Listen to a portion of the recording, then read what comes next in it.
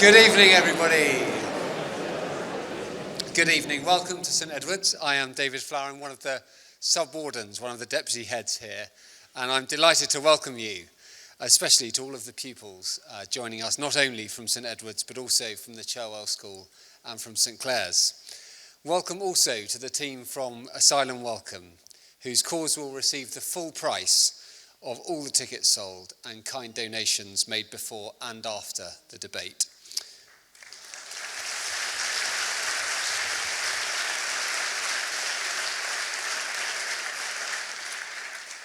We are here this evening due to the vision of former Teddy's parent and Asylum Welcome Ambassador Sheena Guild.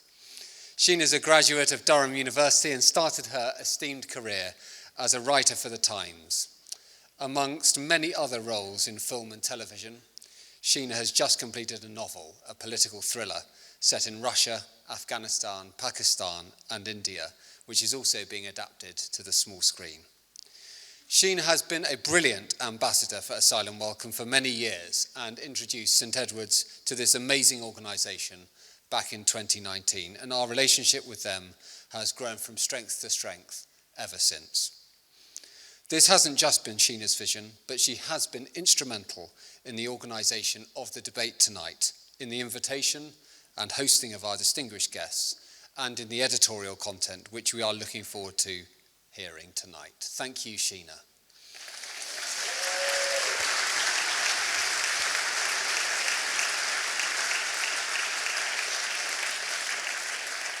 And thank you to John Simpson. Over to you, John, to introduce the panel. Okay, well, don't know whether this is switched on or whether I'm just bellowing, really.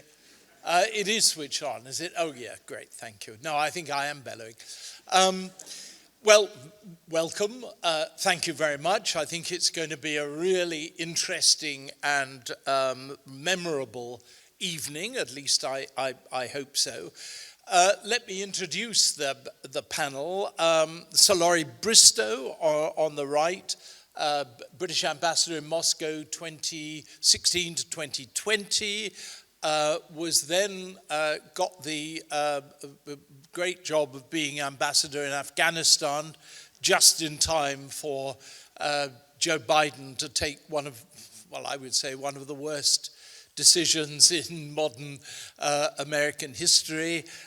Sir Laurie was famous and much praised for hanging on at the airport with so much violence, swirling around, signing people's visas and getting them into Britain right down to the very last moment. So it's a pleasure to see him here. He's now the president of Hughes Hall, Cambridge, and so we'll welcome him. Sam Green, on my right, Professor of Russian Politics at King's College London, wrote a book which I really, really recommend called Putin versus the People. Yale Press, was it? Very excellent. It's on my bookshelves. So we'll be looking forward to speaking to him. Andrei Soldatov, a famous investigative Russian journalist who now lives in London. I hope you have lots and lots of protection because I think you need it. You'll have seen his stuff in The Guardian. You'll have seen his stuff perhaps in the Washington Post. He and I met briefly quite a long time ago, actually, with Anna Politkovskaya, the famous and wonderful independent journalist who was, perhaps people will remember, murdered at her block of flats. I noticed just the other day that President Putin decided to pardon one of the men who was charged with shooting her. I think the downside for the chap was that he had to go and fight in Ukraine, but even so, pretty awful business. Sarah Rainsford, finally, a colleague of mine, BBC Eastern European correspondent based in Warsaw, spent 20 years in Moscow, and was very, very sadly, from the BBC's point of view, and I guess our audience's point of view, was expelled from Moscow in August 2021 for having, as part of the tit-for-tat things. I don't think they said anything bad about you, did they, the Russians? I think you were just on their list, isn't that right? I seem to recall. Anyway, so here we are. The question is, what the hell is happening in Ukraine? What's going to happen there? And of course, we're debating this at a time when another conflict is going on. Now, there are people, particularly, guess what, on Twitter, who think that this is all part of somebody's plot. And indeed, we, the journalists who are reporting on these things, are part of a plot to cover up Ukraine, or I don't know what. You know, there's always somebody's always got some crazed idea. But that is one of the accusations. Of course, the fact is that just about every news organization, I think every news organization, is chronically short of money from having had a long war, already a long war in Ukraine to pay for, and now another war in Gaza. And so, as with the BBC, as with Reuters, all the other big news organizations, we're switching our people from Ukraine to Gaza. It's not part of a plot. It's just we can't afford to keep large teams in both places. But we still have quite a big team in Ukraine, and Sarah's been back there various times from Warsaw. So we are covering it. It's just that attention seems to be concentrated on Gaza. What is going to happen? Well, I mean, I'm only the one that asks the questions here, but since nobody can actually wrestle the microphone away from me, I'm going to tell you what I think is going to happen. Last February, I went to interview Volodymyr Zelensky for the second time. And I said to him, in those moderately heady days when his troops were doing pretty well, I said to him, you know, what's going to happen with this counteroffensive that everybody's talking about? I mean, will you just be able to carve your way through the Russian forces? Because that was the thinking of a lot of military people, for instance, Western military people at the time. The Russians would just kind of fold up in face of the Ukrainian counteroffensive. And I remember him looking down and looking really quite worried and saying, you know, he didn't know what was going to happen. He hoped it'd be all right, but he wasn't sure. And I thought, well, you know, he does a great line in self-deprecation, so that's what this is about. But I think he knew, and I think his military people knew, that it was going to be a very, very difficult road indeed.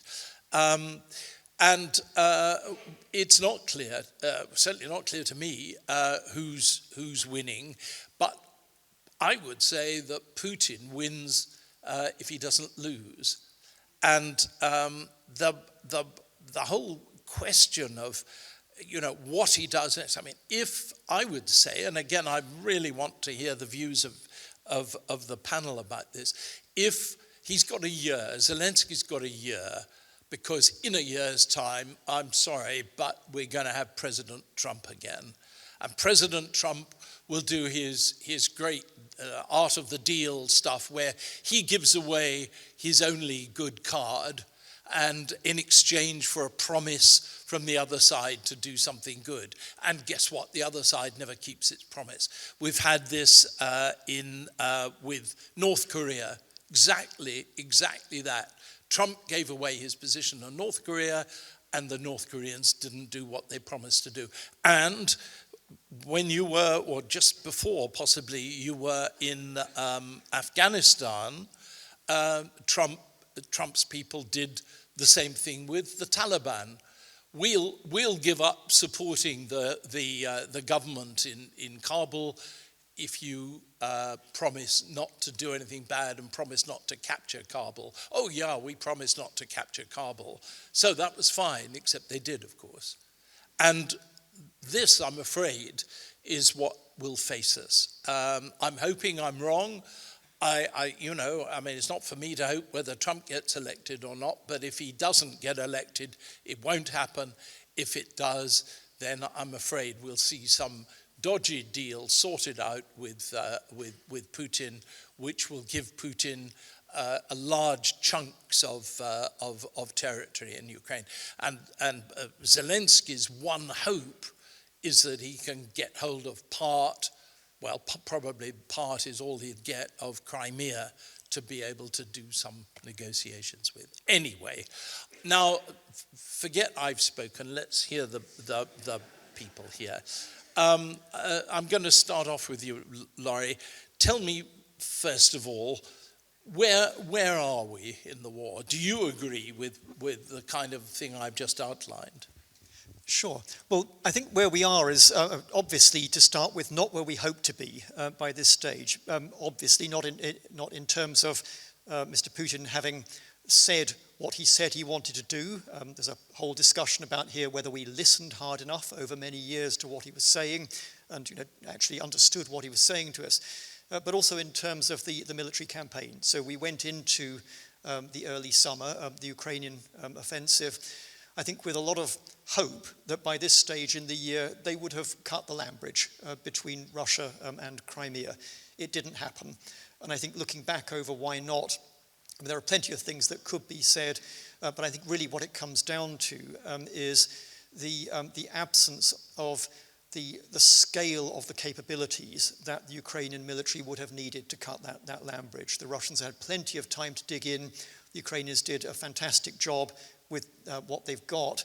They tried to conserve their people through that, which is, I think, a very big difference between how Ukraine fights a war and how Russia fights a war. But they didn't get there. And we're now going into a winter. Huge uncertainties now. And of course, I mean, war is, it is famously impossible to predict what will happen in a war. We all know that. We've all seen this in multiple conflicts. But I think there are a few emerging facts that we really need to focus on over the winter, over the next 6 to 12 months.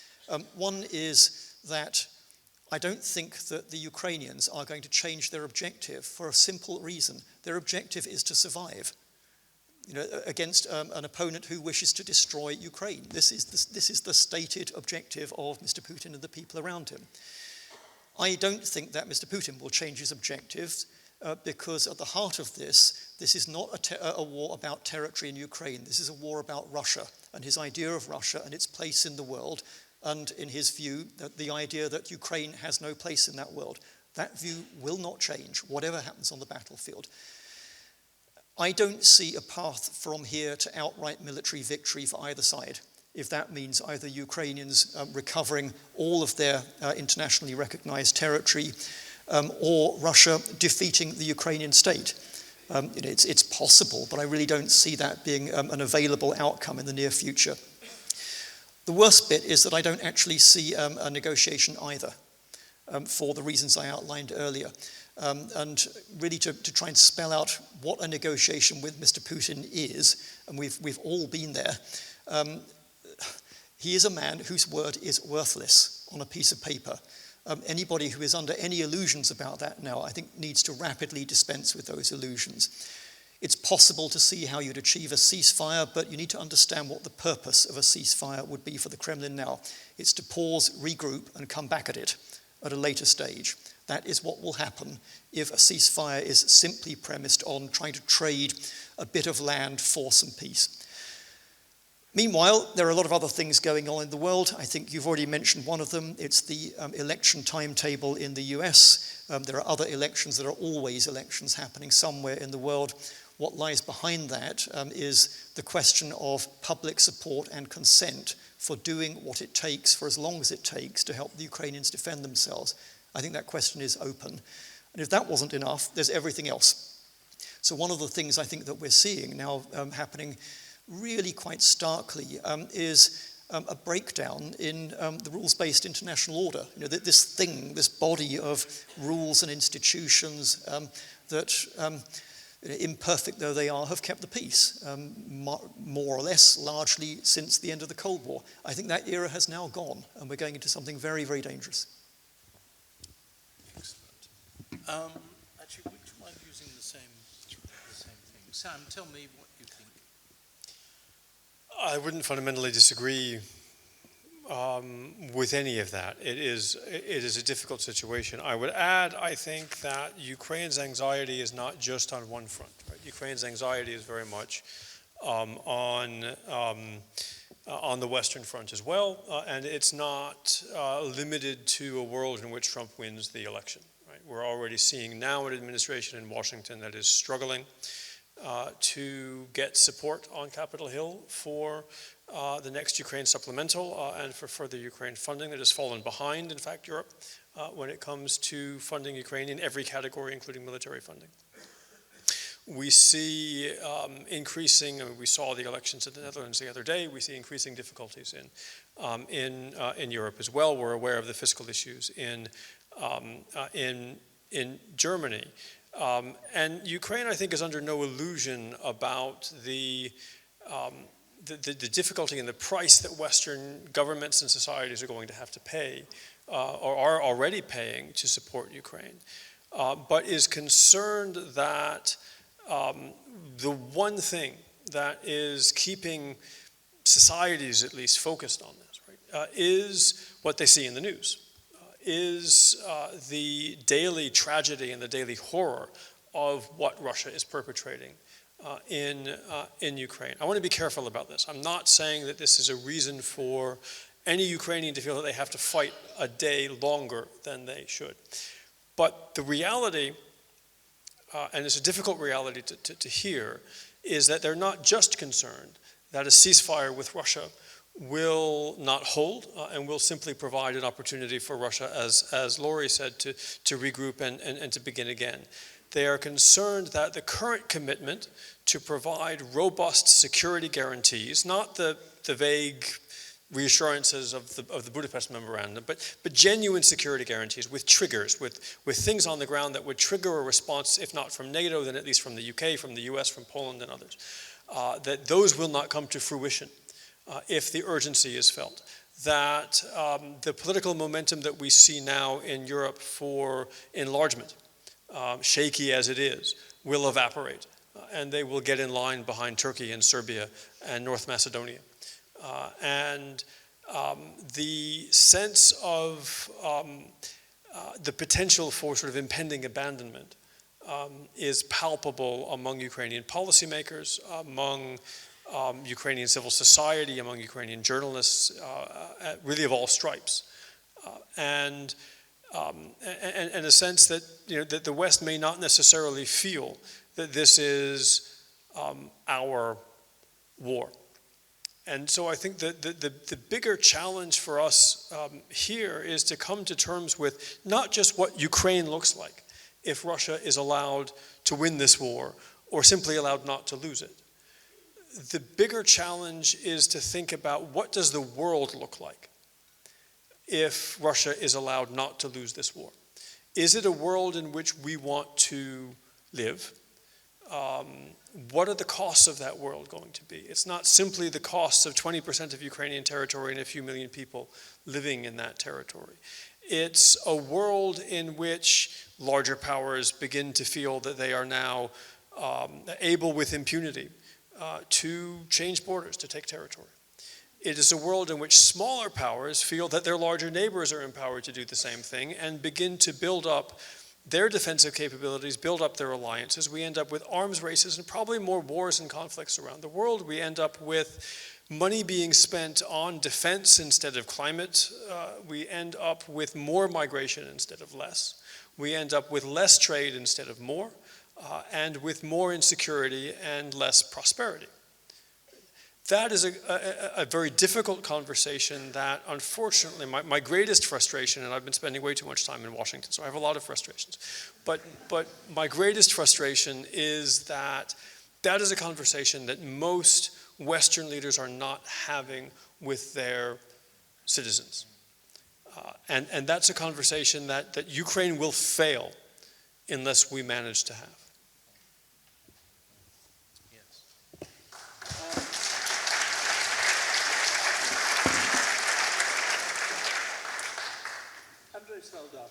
From your viewpoint, where are we? Where is the war? Where is it going? Well, thank you.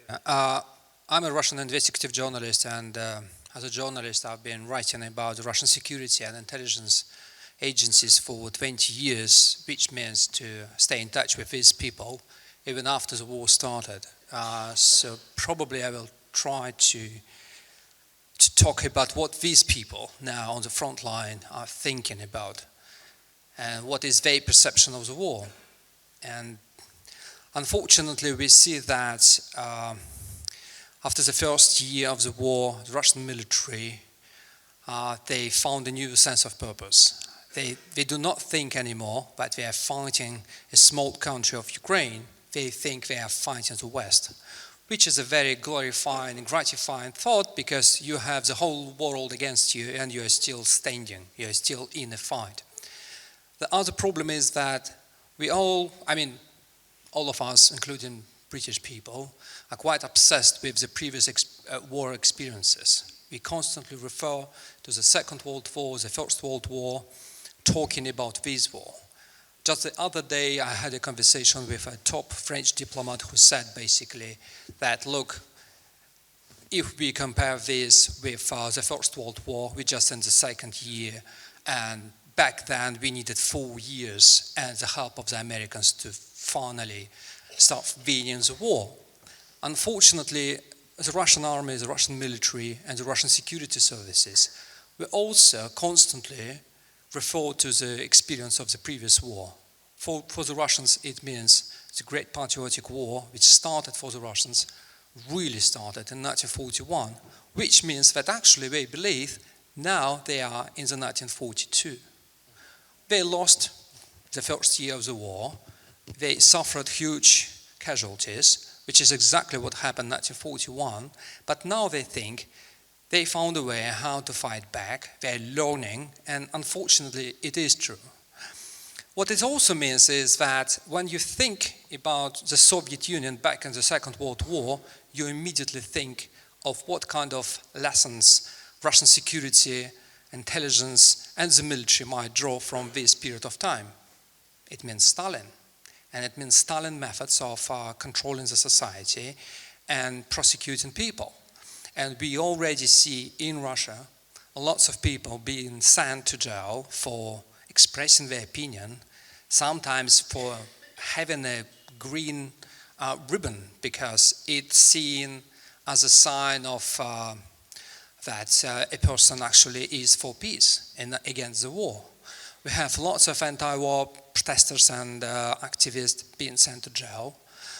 And we also see how the tactics used by the Soviet Stalin security services been used against, say, Ukrainians back in 1944, now being used against Ukrainians these days. For instance, the infamous filtration camps, which were set up by the FSB in the occupied territories of Ukraine and also in Russia, to process large amounts of people, prisoners of war, Ukrainian civilians, and to send them to prisons in Russia.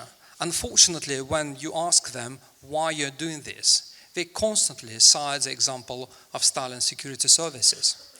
Unfortunately, it's quite a bad news for people not only in Russia and in Ukraine, but also for other countries.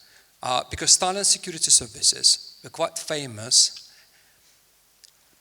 at being really aggressive at prosecuting Russian political emigres elsewhere. And we already see that We have a series of attacks against recent Russian refugees and exiles in Europe. We have a new wave of poisonings, we have sabotage attacks, and unfortunately it is what we're going to see maybe next year, maybe more. Sarah, from your viewpoint, I mean, you spent so much of your life living in Russia. Now you live outside it, but on the, as it were, looking through the windows of Eastern Europe at it. Where do you think the war is now, and where are we going? I mean, I think it's been a disastrous war for Russia on so many levels. I think it's been a disastrous war for Putin, but I think he can still snatch a victory from that disaster, and that is, I mean, depressing. But I think for Russia, I mean, Andrei was just talking about what's been happening to Russian civil society and Russia generally. I mean, Russia has been going towards the place it's at now for quite a long time. I mean, Putin's been in power for more than 20 years, but I would say that the year that led up to the war, the speed with which repressive laws were introduced and repressive action was taken escalated extraordinarily. If you look back at it now, I suppose if you look back to the point at which Navalny was poisoned, so August 2020, for me that feels like a kind of turning point. I mean, there were so many terrible things happening before that, and they had been happening for many, many years. But then, if you remember the protests in Belarus, huge protests that country had never seen against a rigged election. Practically at the same time, Navalny was poisoned, and Russia had always held off from going too hard on Navalny. You know, we as journalists, he used to get really annoyed with us because, you know, as a journalist, you kind of had to keep asking him, why are you still alive? Which is ridiculous, but it used to frustrate him, but, you know, kind of like, it is, why are you still alive, Navalny? And then suddenly they tried to poison him, and everyone stopped asking that question anymore. And now he's in jail. But from that point, in terms of journalism, in terms of freedom of speech, in terms of freedom generally, the trajectory was very quickly, very steeply down. And, you know, it's now at the very pits where all independent journalists in Russia are outside, all Russian independent journalists, Andrei, are outside of the country and being forced to report on it from the outside. I'm also outside. I can't really report on Russia from outside. It's impossible to do your job properly as a journalist when you're not in the country you're supposed to be reporting on. So I would say it's bad. But I would also say, you were asking about Ukraine. I mean, to me, I think it's extraordinary to think that it's 2 years almost, you know, since this war started. And I feel like it's almost becoming normalized. And that is what worries me more than anything. Because as a journalist, you have to sell a story, you have to pitch a story, you have to say there's a reason why I need to go to Ukraine right now and tell this story. And that, I think, universally, it's not a BBC thing, I think it is harder and harder to do, because you get this awful response, which is, oh, well, we've heard about torture, oh, well, we've heard about that. It's kind of like, what new have you got to tell me? It's like, well, I've got to tell you the same thing. It's still happening, and we need to remember that this is still happening, and we need to tell people that it's still happening. And the BBC does. We have a great team in Ukraine, and they're doing that. But I'm just saying that the change from 2 years ago to now in scale and intensity of reporting has, of course, changed. And it does worry me that it's become normalized, because I think we've forgotten the shock that we all felt, I think, 2 years ago, the horror that we felt, and the fear that we felt. And it worries me that when those things go, Putin wins, ultimately.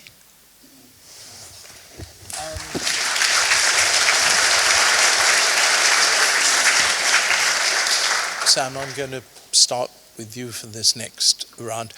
And I don't need very long answers on this, but I would like an understanding of it. So much time is taken up in Russian, or was taken up on Russian television, Russian newspapers, and by Westerners on Twitter and other social platforms, saying that this whole war was NATO's fault, that by pushing and pushing and pushing and right up to the very borders of Russia, it was causing the problems, and Russia had to kick back, and that's what this war is all about. Briefly, do you agree with that, or do you think there's any factual basis for that? No.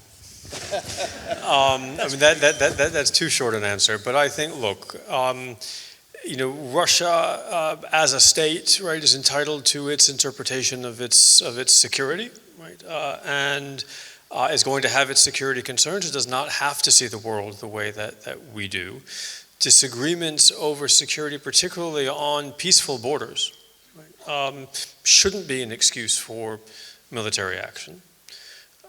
We should remember that this war didn't begin in 2022, it began in 2014, and in fact, in a lot of ways, you could say it began in 2008 in Georgia, and in fact, you could say it began in 2004 and 2005 when Russia tried to subvert a democratic process that led to the Orange Revolution in Ukraine. So political, economic, and military domination of the post-Soviet space has been a core geostrategic objective of Putin for as long, more or less, as he's been in power.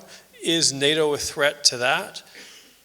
Yes, to the extent that there are constituencies in post-Soviet countries that would like to be in NATO. There was not a majority of Ukrainians in favor of joining NATO until 2014. There was not a majority of Finns and Swedes for joining NATO until 2022, right? And so, yes, it's possible that this was all a blunder, right? But if what Putin was genuinely interested in was keeping NATO further away from Russia, it's an open question as to whether or not or when Ukraine will ever join NATO. It's a difficult conversation. We can have that conversation if you want. Don't know when or whether that's going to happen, but the reality is that NATO is in Ukraine and is operating not with boots on the ground, but from a military perspective is operating in a kinetic conflict with Russia right now and very close to Russia's borders. So if that was the objective, it was at least very short-sighted how he decided to pursue it. Andre, a brief answer. Was it NATO that kind of lost Russia, or was it always going to be Putin's revenge on Ukraine and against the West? No, I don't think it was a lost cause. I think what we need to understand about people like Putin and people around him, they all share this feeling of extreme fragility of the Russian state. You might think otherwise because these people are so brutal and ruthless and love to show themselves up. But actually, they have this feeling, and it's based on two things. It's based on historical traumas of two huge problems they got in the 20th century. I mean, the 1917 revolution and 1991 when the Soviet Union collapsed. They still do not completely understand why it actually happened and how it comes that the mighty Russian Empire, which had the biggest security organization back then, the Tsarist Okhrana, completely failed to save the Russian Empire.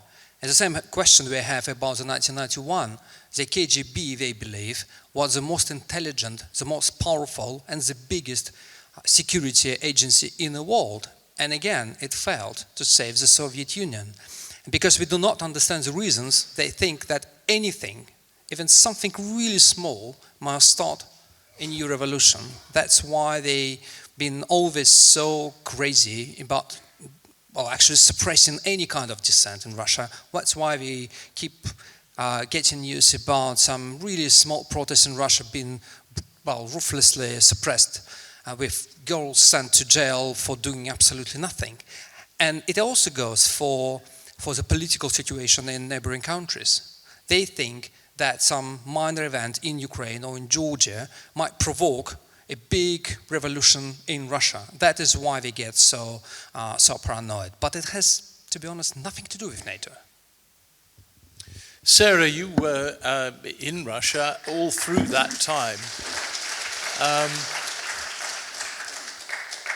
What did you think? I mean, as you were living there from the first years of the new century, what did you feel?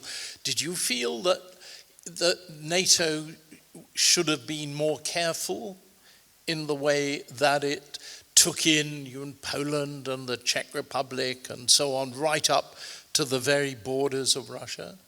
I don't think it would have made any difference. I always think, people ask now, well, we better not do that, or Putin will fire a nuclear weapon. I don't think what the West does makes any difference to how Putin responds. I don't. Maybe I'm completely wrong, but I feel like he'll saber rattle and he'll shout and he'll scream because at that particular point it's in his interest to do that. I don't think it's because of necessarily any actual real sense that NATO at his borders. He already had NATO at his borders. I mean, I don't really understand. I mean, I do, but what's the difference? NATO being in Ukraine to NATO being in the Baltics, NATO being in Poland. I mean, really, they're on their border. Kaliningrad is border. Sorry. It's called encircling Russia. Russia has problems. We're going to have time for questions afterwards. Perhaps we could just let Sarah finish her sentence. Well, I'm not sure where I was going with it, apart from to say that I don't believe that is the real reason that Putin went to war in Ukraine. It happened in 2014, as we know. The reasons that were given for it then and the reasons that were given on the morning of February the 24th were not the truth. So there is something much deeper that is happening in Putin's psyche, perhaps, and in Putin's vision.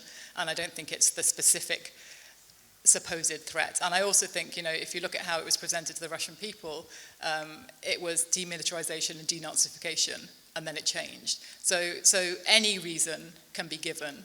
The truth, I think, is very different.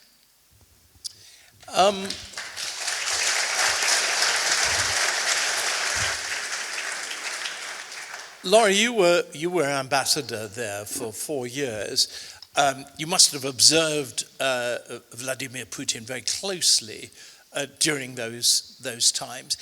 Do you think he changed during your time there, or do you think the Putin who eventually invaded Ukraine was this in 2022 was the same Putin who grabbed Crimea in 2014? Thank you. Well, I'm going to start by saying I'm afraid I agree with the other panelists on the question as to whether essentially NATO expansion caused Putin to invade Ukraine. I think that idea is frankly nonsense. It is frankly nonsense for the simple fact that Ukraine was not about to join NATO. Nobody attacked Russia. Nobody was going to attack Russia in 2022 or indeed any other time before or since. I'm afraid these are facts that really can't be escaped from. The question of Putin and where he's coming from on all of this. This war has been a long time coming. I think the problem that we have is that we haven't sufficiently understood, partly because we haven't invested enough over the years, we the West, in really understanding that country and its leaders, but also partly because we didn't want to see what we were seeing. And I bring up really, I think, 2 or 3 things here that illustrate that. First of all, my advice to all young diplomats and analysts is if you want to understand Mr. Putin's foreign policy, listen to what he's saying. You won't like it, but you need to understand it. You need to listen to it.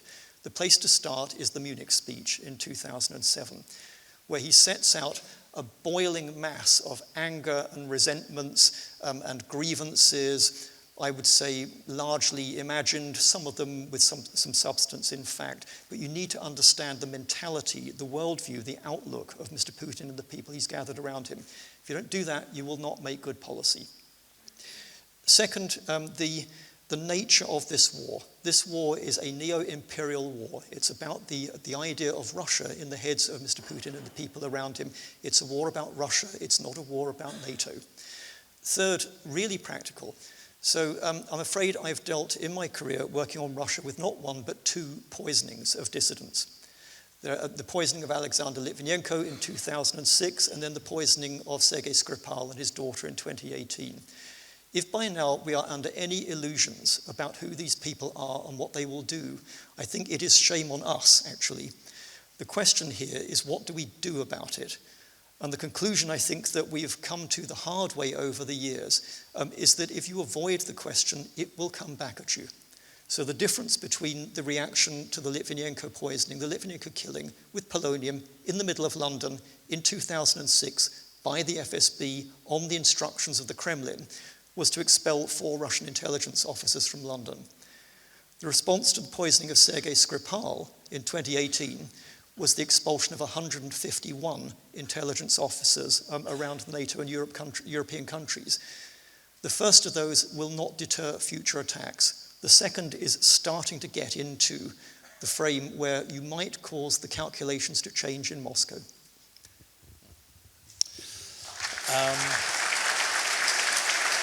Going to ask you, Nick. Andrei, what about support for Putin's line inside Russia? It's definitely there, isn't it? Even though there's war weariness and there is an anti-war camp inside Russia, but the majority is still in favor of Putin. Is that right? I think the answer is a bit more complicated because you are dealing with a society which has this trauma of being scared, and fear is a big factor right now in Russian society. I have lots of my friends still in Moscow and some other places, and they do not talk about several things on the phone. All these Soviet habits, they all got back. Communications, they don't think that are absolutely secure. They're afraid of even talk about several things when they are in their offices, because they see all this news about someone being arrested just because he was checking some videos from Ukrainians on his phone being on a metro, and someone overlooked and reported him or her to the police. We have a number of these examples, and they are all highly publicized, so people know about that. I would say that probably 20-25% of people are really for war. They are sending money to the army, and we have pensioners, people of the older generation who actually go to the post offices and they send money to the army. There is also, not one but many networks of volunteers, and they actually help in the military to develop new drones. So unfortunately, we also have these networks of people who want to help the military to win this war, because we actually believe that Ukrainians do not deserve to be an independent country. But I would say that you have almost 20% of people who are against the war but really afraid to express their opinion. The rest, they just want to stay quiet, and they do not want to be attacked by the government. And they understand that it is a big thing. And if we think that this fear is only about ordinary people, it's not. Just this summer, just to give you one example, in 2 weeks' time, 2 things happened in Moscow.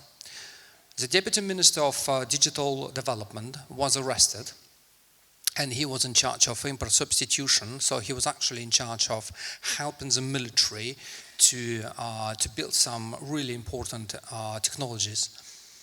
And 2 weeks later, Ukrainian drones attacked the very offices of this ministry. And I still have people working in this ministry, and I asked them, what are you afraid of most? And they tell me, unfortunately, the FSB much closer. So this fear goes not only for ordinary people, not only for people in the, for kids in schools and universities, but also for the elites, for the bureaucrats, for officials, even for people in the military. It's a big thing. Sarah, I was talking to your colleague, my colleague,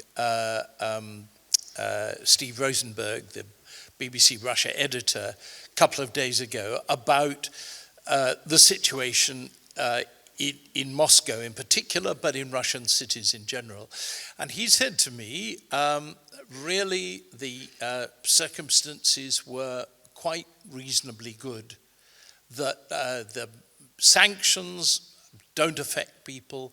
There's still plenty of money around. We saw yesterday, was it, that the announcement that Russia had been able to sell virtually all its oil above the cap which NATO countries have tried to impose on it.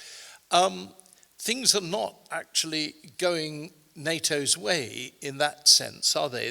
People are not being, they're not going hungry, they're not going short of things.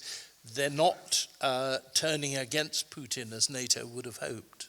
No, I mean, there's a lot sort of in that, isn't there? I mean, the question of whether if you sanction someone into starvation, they'll turn against their leader is an open question, I think. I don't know if you can necessarily assume that would be what happened. If people had a bad life, they'd turn on Putin. I think that is a question.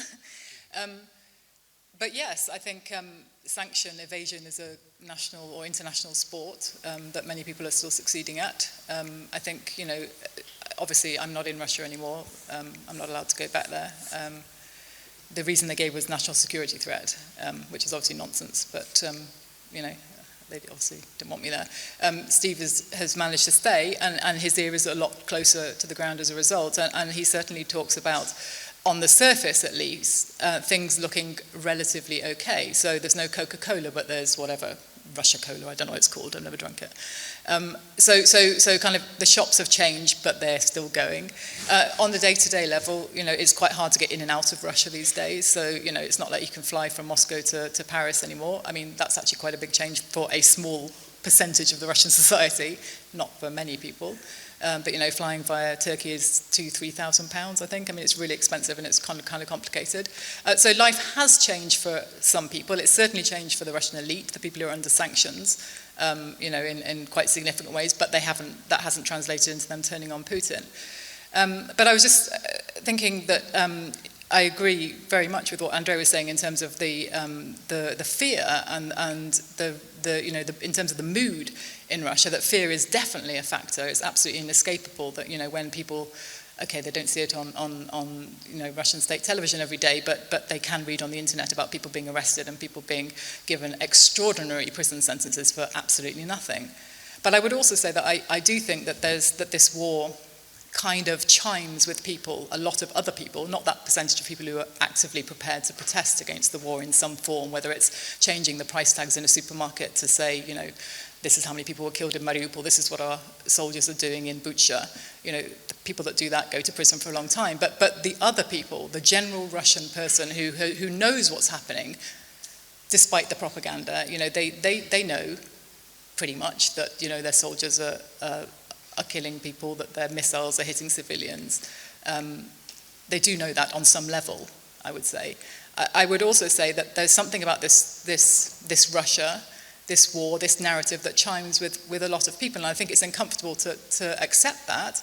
But I do think that Putin remains popular for reasons beyond fear. Like he doesn't frighten everyone into supporting him. There are people who genuinely support him, and by extension, what this war represents in terms of the great Russia narrative, in terms of this not being about Ukraine, but about being about Russia and the West. That the narrative now is, we've got all of NATO against us, but we're Russia, we're standing up, we're fighting back, look how strong we are. And that does chime on a level that I think we shouldn't underestimate. I think there are plenty of Russians who feel the humiliation of the 1990s, that story that Putin paints, which is very one-sided, the 90s were bad, we're good, that works on a level that you can't dispute.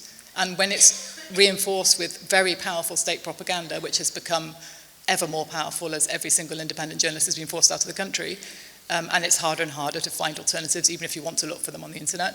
I think that message is still strong. So I mean, it's all very contradictory, but I would say it's not as simple as Putin is popular or Putin is unpopular, or everyone's scared into in existence. Laurie, 5 months ago, you must have thought this is the end game. It's all going to get rolled up. Prigozhin's men are heading for Moscow. There's only, less than 1,000 miles of road in between them. It didn't happen, did it? Well, actually, at the time, I didn't think it was the end. You might want to ask Andrei for views on this as well. I mean, it's something that we've discussed lots of times since then. The Prigozhin affair seemed to be more symptomatic of the kind of state that Russia has become than anything else. So you've got a state where, the boundaries between the state itself and basically arms of organized crime that are part of the state and doing the state's work have become very, very blurred. And I think looking back on that particular episode now, I think what we were seeing there was a mutiny by a very powerful but unruly individual who basically wanted to change his status and that of his organization in circumstances where clearly he was being disadvantaged by some of his internal competitors and opponents. I don't think there was ever any realistic prospect of Prigozhin's men getting to Moscow, and if they had, overthrowing Mr. Putin. I mean, try to imagine how that would have worked. There's something, though, going on in this conversation that maybe it's time to surface, which is it's what kind of Russia do we get? What kind of Russia do we want when the war ends? As one day it surely will. Whether it's a year from now, I seriously doubt it. My own view is that the conflict, if not necessarily the war, probably goes on for a generation now. Because I think what we've got, as Sarah has very eloquently described, is a country a nation whose view of itself and of the world have been formed by some very strange things that have happened in the last 20 years. I mean, the analogy, it's not much more than that springs to mind, is how you were dealt with Germany after 1945, when the time comes. Of course, there'll be a huge difference there in that Russia will not be militarily defeated and occupied. That's simply not going to happen. And it would be a very, very poor policy choice even to think of that happening. But the Russia we're going to get after the strategic failure of the last 18 months will be dark and resentful and nationalist and violent and ill-disposed towards us and their neighbours. I'm really not sure what we do about that, but the time to be thinking about it is now. And I would say that one of the things that we need to be doing now is trying to articulate what kind of relationship we do want with Russians, not with the current Russian state, because I don't think that's actually possible, if and when Russians decide they want a different sort of society and a different sort of relationship with their Western neighbours. I should say, by the way, that I'm 100% sure that what follows Mr. Putin is not democracy. I think what follows Mr. Putin is more violent autocracy. But what I think we should be thinking about is if there are opportunities in there to try to de-escalate the situation, try to move them onto a different way of dealing with us, maybe a more cooperative relationship around managing the huge risks to European security. It isn't just going to happen. And the time to be thinking about it, it's too late to be thinking about it when the time is on you. We need to be thinking quietly about it, maybe discussing with those Russians who we think might be disposed now to similar sorts of arguments, and trying to chart out what we think the path might be from the very, very dangerous, bad situation we're in now to something that is at least less dangerous.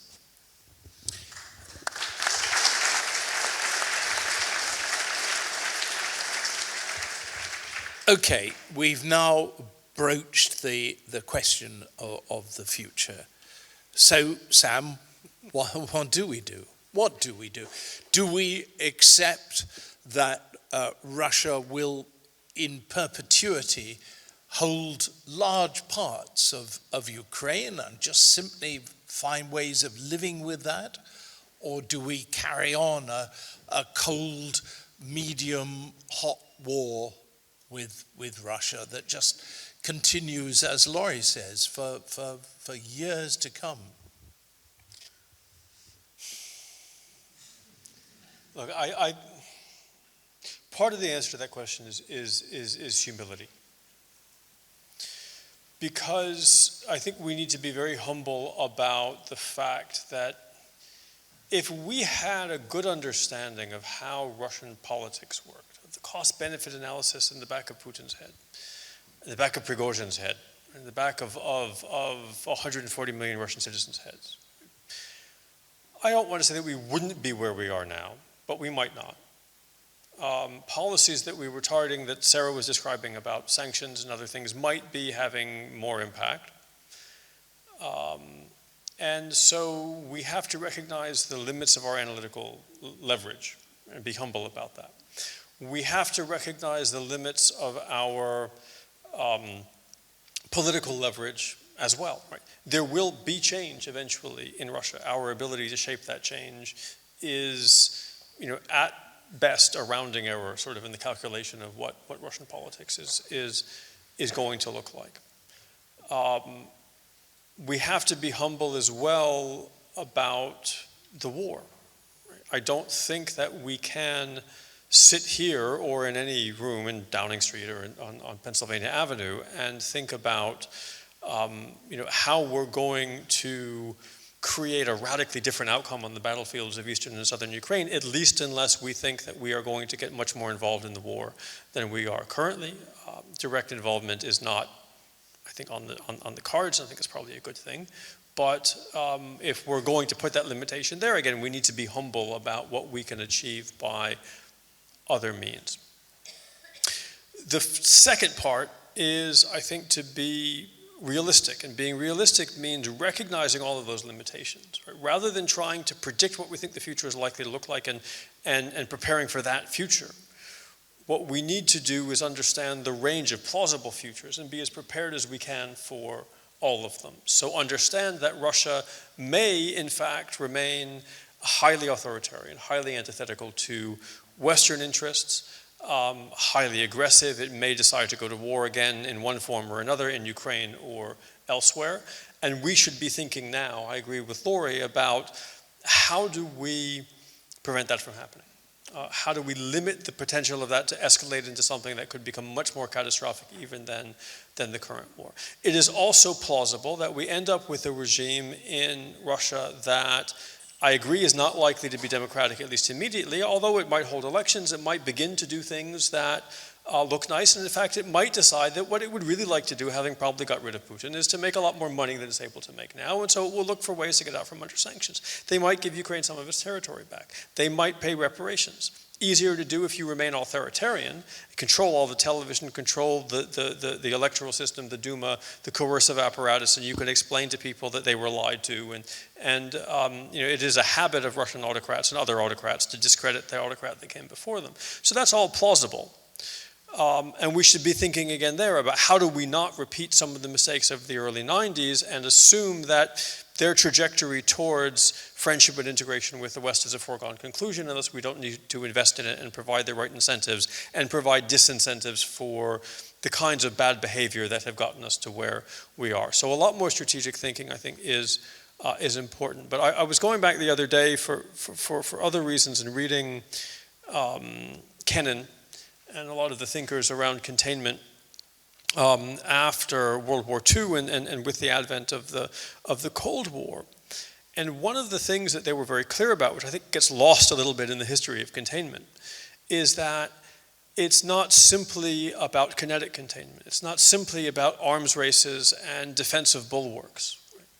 It's about, again, coming back to this idea of what does the world look like if Russia is allowed to win this war?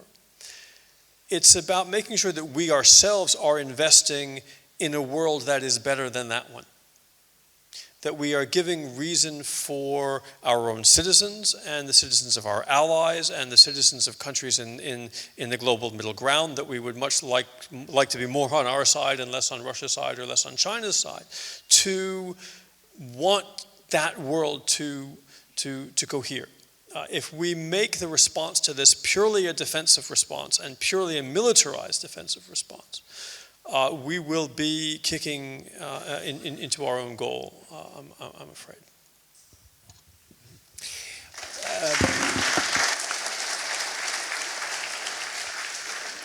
Andre, both Laurie and Sam have outlined the kind of future where Putin is successful because he hasn't failed, where Russia remains hostile to us. I mean, this is a defeat for the West, isn't it? It is, and I think we have this dark vision of the Russian future also because we are not really careful at invoking history when we think about the Russian future. And I think it might be sometimes really dangerous and counterproductive. I vividly remember how, for instance, just before 2014, all these conversations we had about Russian future was about 30 years period. So we've been always comparing Putin to Yeltsin, to or to Gorbachev. And all of a sudden, just overnight, after 2014, this discussion became about 300 years, almost immediately. We started thinking about Peter the Great, Ivan the Terrible, and how all these Russian czars were always horrible. And that, of course, well, put this spell of hopelessness and pessimism and a disaster to the whole thing. We lost any hope we still had. And I think it's extremely counterproductive because we always try to find some quick response to the present-day crisis. I had this conversation the other day with some Americans who told me, well, in Ukraine we just need to build another South Korea, and Russia would be another North Korea. And you think, really? Really, you think that these things are comparable? Really, you think that these history examples might be actually helpful? I do think that now we are dealing with a completely new situation. It's something about what Loris is saying about. It's we have the very first time when all the international organizations completely failed, not only with Ukraine but also with Gaza. We have a completely new situation where the country, Russia, could not be military defeated. So we cannot use all these examples from the Russian past or from some other countries' past. It's a completely new situation because we have now, it's absolutely uncomparable with the Cold War, because now we have this Russian immigration and we are still in touch with people in the country. And actually the most influential media in the country now are the media which are in exile. It is a completely new situation. We never had this kind of situation before. And I think that is why we need to forget about the past. Well, of course, we need to learn our lessons, but we need to think that this is a new situation, and this new situation needs, we need to get some new answers in this new situation.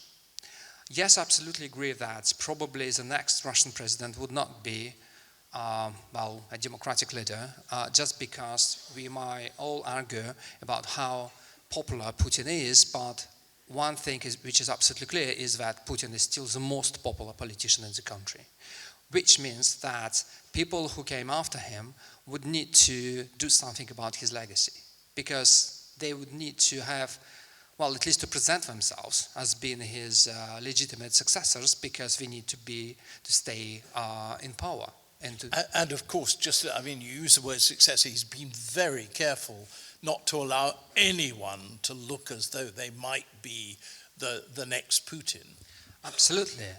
But at the same time, yes, we got this example of Prigozhin, and we all got a bit excited that, well, we have these troops marching towards Moscow. But first of all, we need to understand that Prigozhin never tried to overthrow Putin. What he wanted to do, he wanted to get a new deal with Putin by the means of a mutiny. That's all.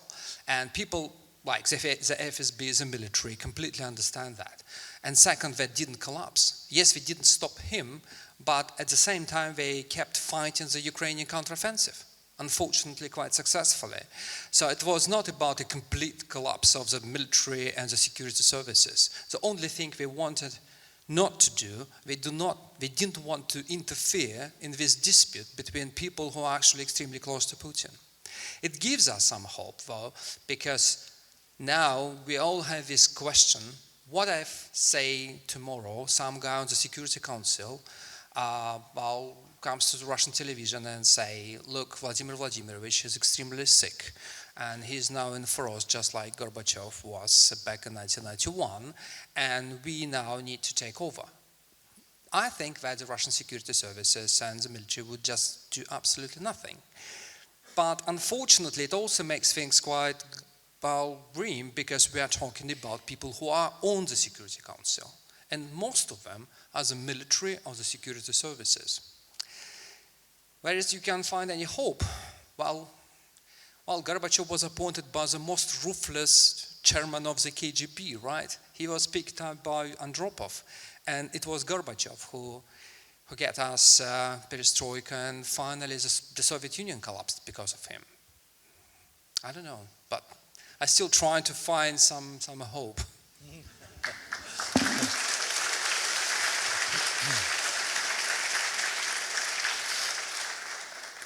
Sarah, your job nowadays is to cover Eastern Europe, Russia's neighbors, Russia's former vassals. Tell us a bit about the way that countries like Poland and the Czech Republic and Bulgaria and Romania, how they see the situation now that it doesn't look terribly much as though Ukraine's going to win its war. I think it kind of takes me back to where we started, which is the fear factor. I think, well, first of all, there was a huge solidarity on Ukraine's borders with Ukrainian people, for example, in Poland. I mean, I was in Ukraine in the east, so I didn't see it personally, but I have been told about it since I arrived in Poland about 5 months ago, and I've seen, the sort of remnants of it now. So there was this huge, actually bottom-up campaign to help Ukrainian people, from Polish people particularly, but many others as well, of course. But what I mean about fear is that at the beginning of the war, Polish people, for example, were terrified that the war was going to spill over the border and affect them. The same goes to the Baltic, same goes for many countries, of course. And I think that fear has gone now, and again takes me back to the beginning, which is that the sort of normalization of all of this, which is a terrible word for what seems to be a terrible thing, which might be happening, which is that the war has moved back really to the east. And although it is substantially different to what it was like in 2014, of course, on every level, I fear and feel like the sort of framework of something like 2014 is kind of upon us again, or 2015 when the Minsk Accords were signed. So I think what I wanted to say is we talk a lot about the geopolitics of it, and we kind of try and forecast things, but we have to remember what's been happening in Ukraine. And I think I just want to say that what happens in Ukraine is up to the Ukrainians, obviously. And I think I've never seen the kinds of things elsewhere, and I've covered a lot of conflicts and stories, things that I saw in Ukraine. And I think a country that's been through Bucha, that's been through torture chambers, where people were executed at point-blank range by Russian soldiers for no reason apart from that they came out of their cellar, where people were raped, where awful things happened, indisputably. I think that it's very hard for that country to accept any kind of future or settlement where it looks like Russia has won. And if Russia ends up with more territory than it had even in 2014, that is surely not acceptable for the Western governments who, at the beginning of this war, talked about this being a fight for democracy and freedom. I think that the Western politicians were very, very clear at the beginning, and and Eastern European politicians as well, the Poles, particularly the Baltic countries, all extremely strong in supporting Ukraine. I think now, 2 years on, there's an awful lot filtering into all of that about domestic politics, about, of course, the same as in America as in the UK as anywhere. In Poland, we had the elections recently, and there was a lot of politicking about it when the government was needed the far-right votes, so their anti-Ukrainian party, so they started talking against Ukraine in a really quite shocking manner. I mean, the president, Andrzej Duda, talked about Ukraine as a drowning man and taking the rescuer down with him. I mean, that kind of rhetoric from one of the staunchest supporters of Ukraine was pretty shocking. But it was elections, and that's what apparently you do when there's an election to win. And they lost. Well, they still were the biggest party, but yeah, certainly it looks like an opposition coalition will eventually take power. Be in charge.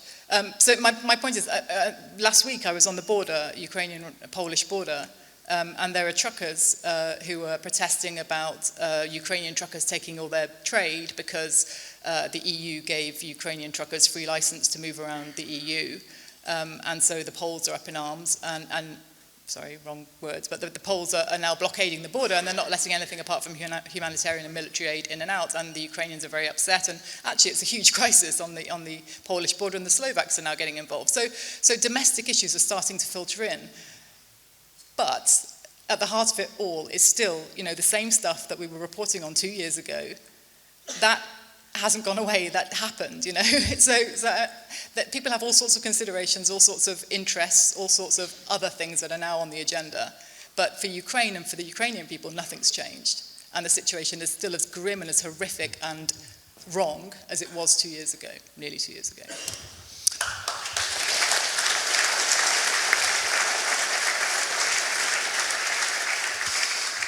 Okay, I think it's time for questions. We've got microphones. If you don't mind giving your name, and if you have a specific question to ask of a question to ask of a specific speaker, that would be great.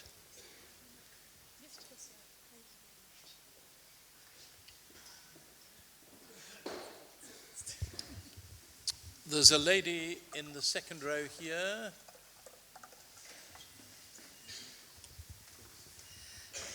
My name is Val Molam, and I'm curious to know why Sarah was expelled from Russia, but Steve Rosenberg continues to report from there. What's going on? How does that work? Well, perhaps I can answer that because I'm kind of quite close to all that kind of thing. I mean, Sarah is a fluent Russian speaker, and she's been there for 20 years. But Steve has been in Russia for 30 years. He's married to a Russian woman. He's got kids who have been mostly brought up in Russia. And so I think that's one thing that I think that the Russian authorities felt that he understood them. They had to get rid of somebody, so they got rid of Sarah, but that they wanted to keep Steve Rosenberg because he understands what the country is about. I'm sorry, what's he saying?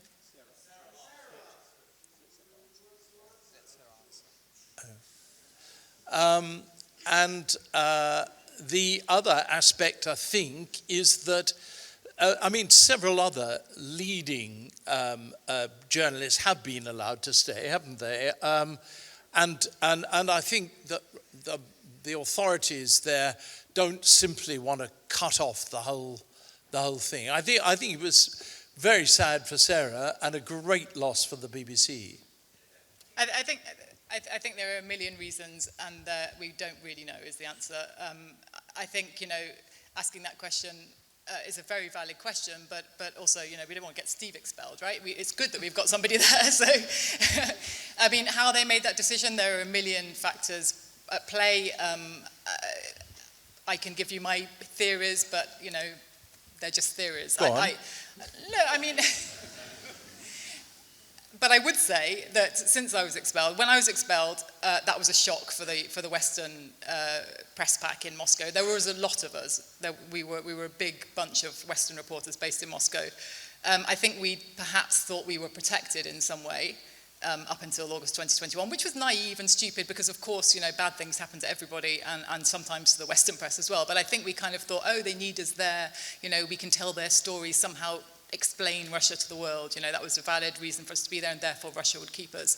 I think when I was expelled, that was one kind of, not red line, but slightly sort of pinky line that they crossed.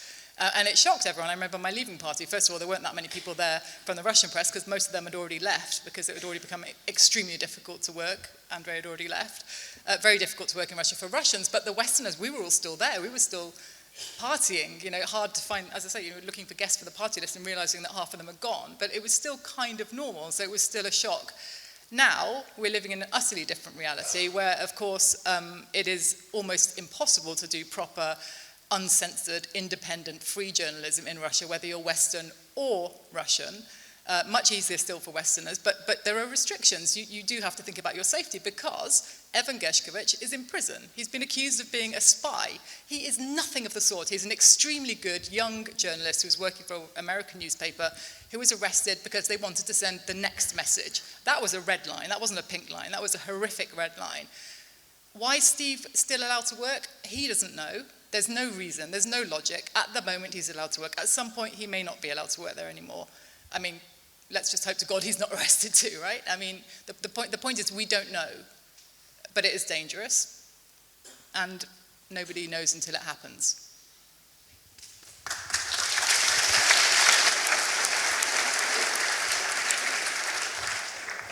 Another question, please. There's somebody at the back with their hand still up there. Yes. That's it? Yes.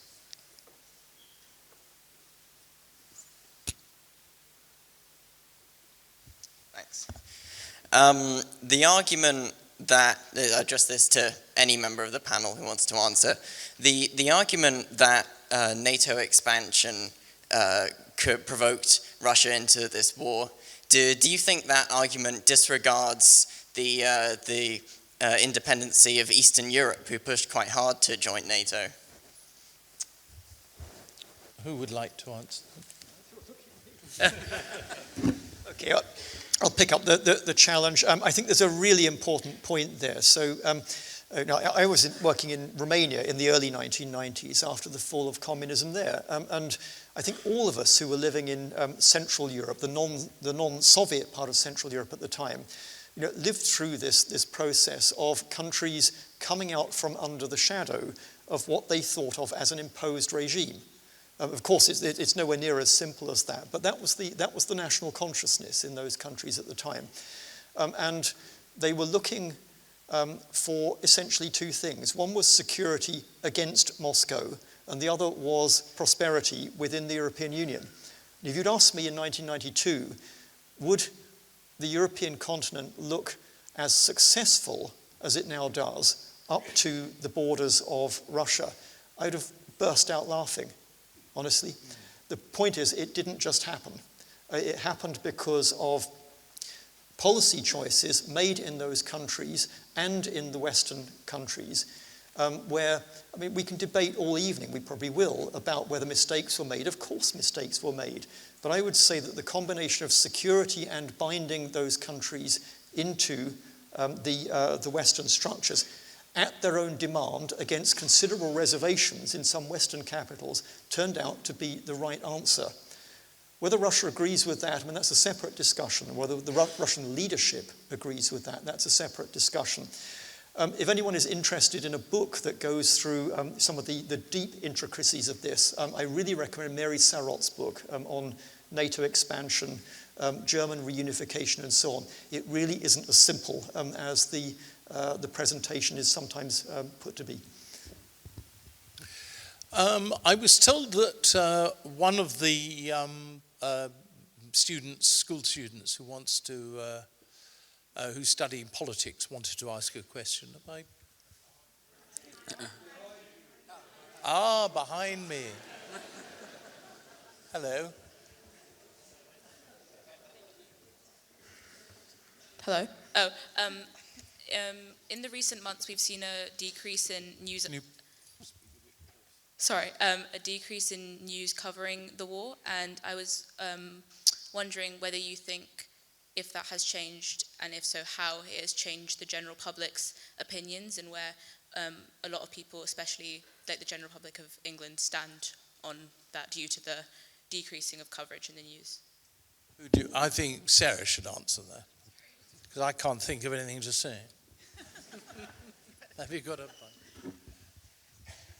I think it's objectively true that there has been a shrinking of coverage of Ukraine, because that's what happens, unfortunately, with any, let's say, in horrible kind of inverted commas news story. I mean, it just happens. Time passes, and it's hard to sustain the kind of news space that you have at the beginning. Of course, things crowd it out.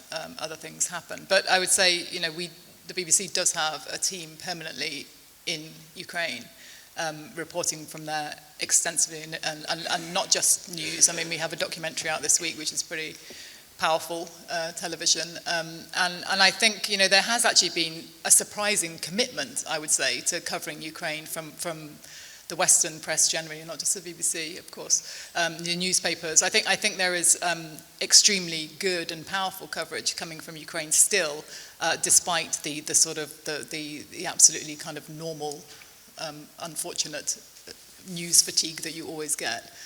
So I would hope that would continue. But as John mentioned, there are also financial constraints. One of the things about working in Ukraine is it's a war zone, obviously. So that, as far as the BBC is concerned, that means that you have to have security people with you. You have someone who look out for you, basically watch your back when you're in somewhere that's physically dangerous. And that obviously rockets up the costs as well. It means that I can't just, even from Poland, I can't just, head off to Kharkiv and do a story there without making all sorts of complicated arrangements, and there are cost implications too. So those grim, hard realities become part of the calculation, and unfortunately that's what's happening. But I would say that there is still this very strong commitment to covering Ukraine, and perhaps surprisingly strong still, which is good. There was a lady here somewhere who had her hand raised. Maybe not. Okay. Gentleman there in the middle. Hand still up.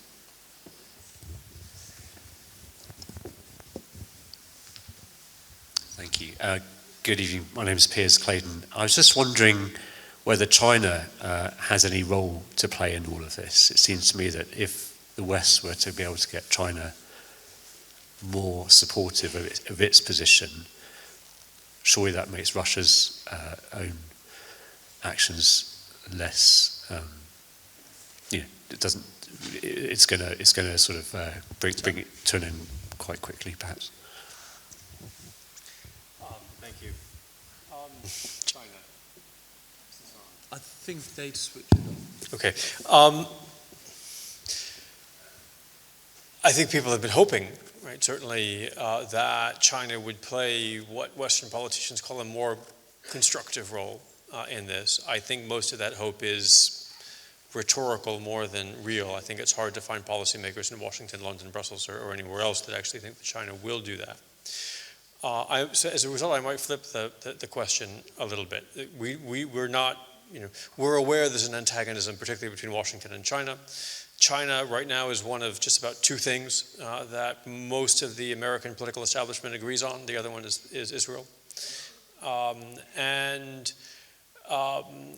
As a result, right, the U.S. takes a particularly hard line, has been pushing Europe in that direction as well. And I think there's a growing recognition among American policymakers, and you can see this if you look at the mood music, right? So Biden and Xi met in San Francisco last week, and they've been trying very hard to sort of draw a floor under the relationship. And I think there's a growing realization that first of all, the assumption that our relationship with China is headed in the direction that our relationship with Russia went is faulty.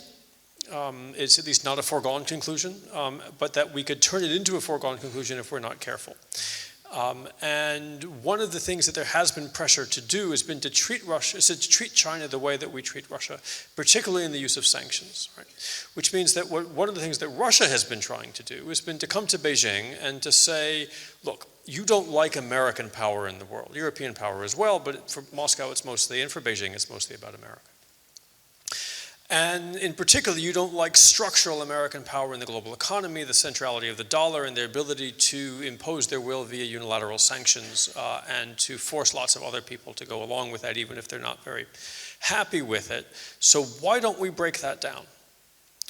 And I think China has been on the fence on that to a certain degree because they have also become quite prosperous in the global economy the way that it's structured. They might like to see it function differently, but they don't necessarily feel that they have that degree of common cause with Russia.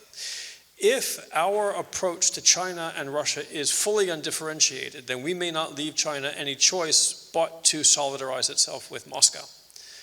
And then we do face a fractured global economy, and we do face challenges to American power and Western power more broadly and on a more sort of consolidated basis. So I think the question to me is less about how do we persuade China to see the error in Russia's ways, right, than how do we insert enough nuance into our relationship with China, and again, as I said, spending too much time in Washington, so nuance is where it is. But how do we insert enough nuance into that relationship?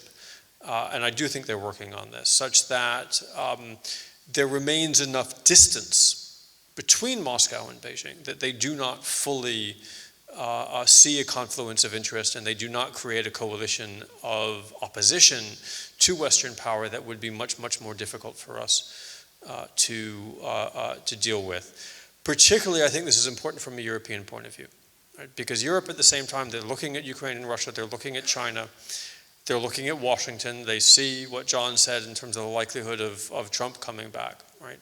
And are nervous about where they would be left if they were trying to deal with a full-scale conflagration with Russia at the same time as a massive deterioration in relations with China and being abandoned by Washington. That would be untenable. So I think keeping the Chinese relationship stable right now is everybody's priority. And I do think it's interesting to see how much less aggressive China has been in the last few months than it used to be. All that wolf warrior stuff and the insults and so on, they've all faded. There's a lady there in the sorry, let me ask somebody at the back there. There's a man in the middle. And I'll come to you, and I'll try and come to you. Thank you, Jack McFerrin. My question is, how has the Gaza conflict changed your views from 3 months ago in terms of the way this conflict with Ukraine would end up, or the scenarios you had in your mind? So how's the Gaza conflict changed your scenarios?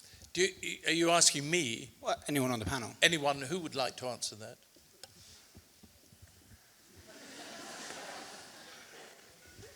Very, very, very briefly, it hasn't actually changed my view at all of what is at stake in the Russia-Ukraine conflict. I think the one sentence answer to the question, I think, is what is happening to our understanding of what I called right at the beginning the rules-based international order. Not so much who is right and who is wrong in a conflict, but how do you find ways through a conflict and resolve it? There was a point also that came up in the previous question. There's a really important difference here between Russia's approach to this question and China's.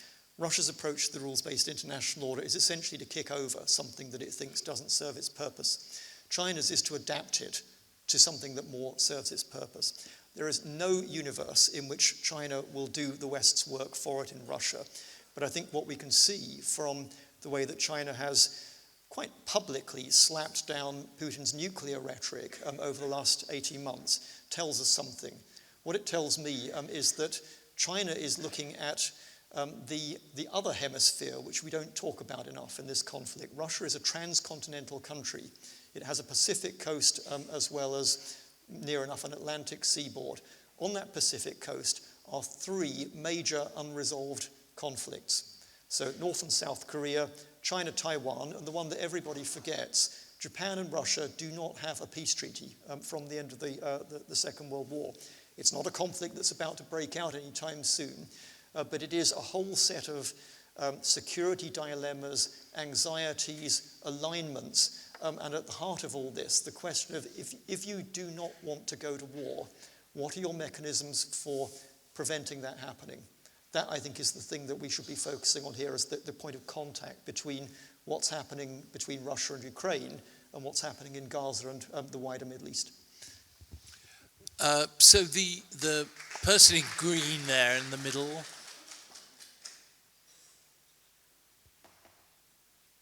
It's coming. I'm Lyra Browning, an A-level student. I just wanted to ask, I know Andre said that it's not helpful particularly to make comparisons with history, but Sam said earlier about thinking about the beginning of the Cold War and Kennan.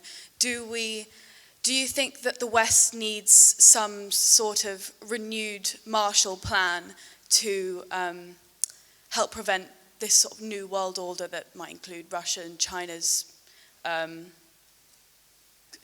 its new world order, especially in these other countries that we haven't considered that were just mentioned? Great question. Yes is the short answer, right? And one of the things I tried to say at the outset, but also in bringing up, the Kennan comparison, I agree. We're not in a new Cold War, right? We are in something that's very different, right? It will have its own logic, right? But we should be learning from our experiences. And I think that one of the things that we should learn or relearn is the importance of solidarity. I think that one of the reasons that we see voters in Slovakia or elsewhere in the United States beginning to turn away from support for Ukraine to a certain degree is not necessarily because they're antithetical to Ukraine, right? It's because they have their own concerns that they feel are not necessarily being taken seriously, and because they see the costs of this as not necessarily not that they're not worth bearing, but they're not being evenly and equitably borne.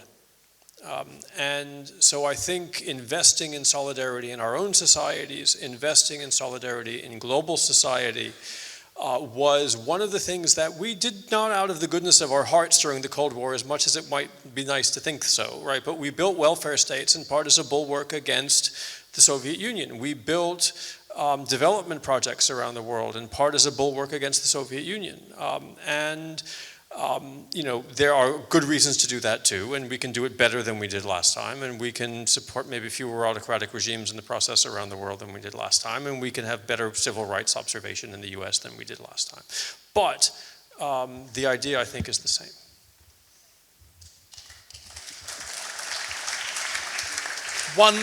One last quick question, please. Thank you so much. My name is Mia. I'm Ukrainian.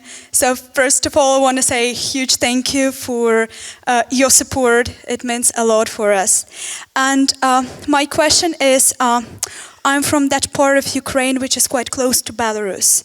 And my question is, where do you see Belarus when the war finishes? And do you think that the regime will change there? And will Russia still have the same influence on the country as it has right now? Thank you. I'm going to ask Andrei to answer. I think these countries now are so dependent on each other. I mean, Russia and Belarus. And we see that on so many levels. The head of military intelligence of Belarus is actually a Russian citizen. We have Russian military on the soil of Belarus, and we also have Wagner, for instance, at least some of them still staying in the country and they've been used by Moscow and Minsk to send a message to Poland, for instance. So the connection and the relationship between these two countries, I think, is absolutely crucial in this war. Unfortunately, whether Belarus is directly involved or indirectly, it's absolutely clear that Lukashenko would not survive without Putin, and for Putin to keep Lukashenko in power is also absolutely crucial. So I think in some ideal world after the war, I hope that finally we will have democracy in these two countries. I don't think we can have get democracy in Belarus with Putin still in Moscow. And I also do not believe that you can have, democratic Moscow, but Lukashenko still in power. Well, that was a really good answer and a really, really interesting and instructive debate. I'd just like to make one final comment. If this were happening 6 months ago, one of the first questions and one of the most urgent questions would have been, will Putin use nuclear weapons? Nobody even suggested, thought, questioned that this time. 6 months do seem to have brought us, don't they, to an acceptance that this is a non-nuclear war, that Putin doesn't need to use nuclear weapons, but also that there won't be any kind of excuse for them to be used. And I think that's, in a situation where there are so few positives, That, I suppose, is a kind of positive, negative, positive. Anyway, thank you very much indeed for being here. Now, there's one last thing I must ask on behalf of Asylum Welcome, which is an absolutely splendid organization.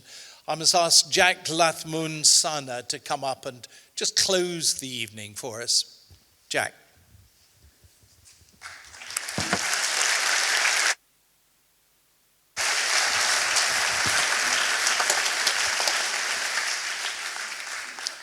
Thank you very much, John. Maybe you're wondering why I'm here speaking in front of you in this event about Russia and Ukraine. In 2021, 1 year before Russia invaded Ukraine, the military coup happened in my country, Burma.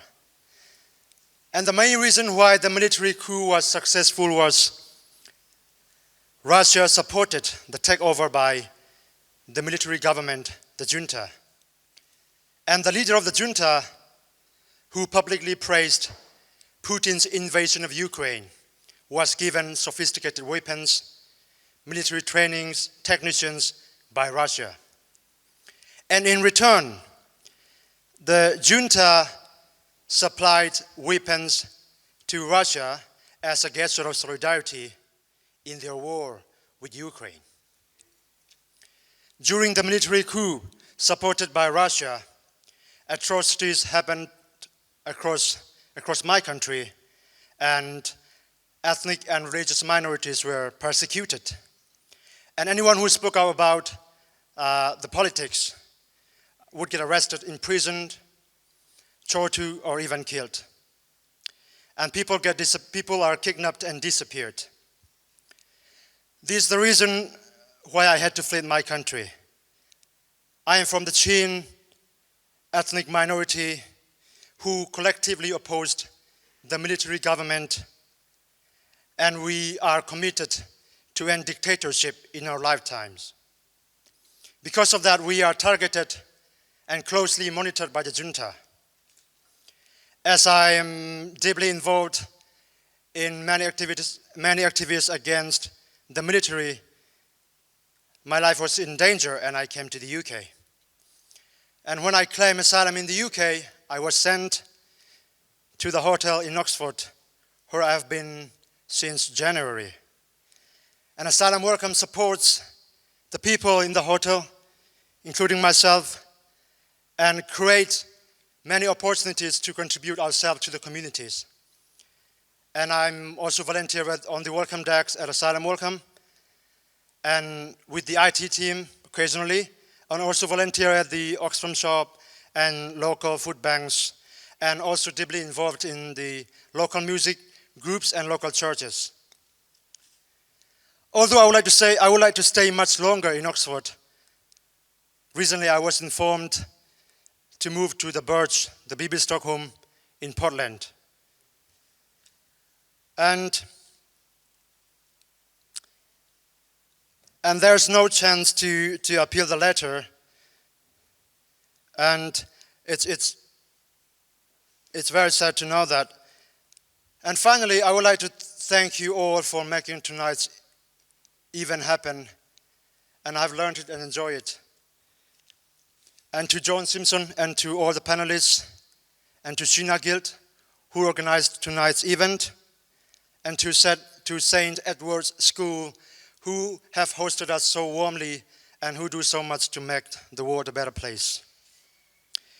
And especially to Asylum Welcome, who have been my friend, advocate, and advisor since I first arrived. And to all of you, I say thank you for recognizing our shared humanity and for acting on it. And I hope that as you will leave, you will donate so that Asylum Welcome can assist so many other refugees like me, coming from more than 25 different countries, living in and around Oxford. Thank you and good night.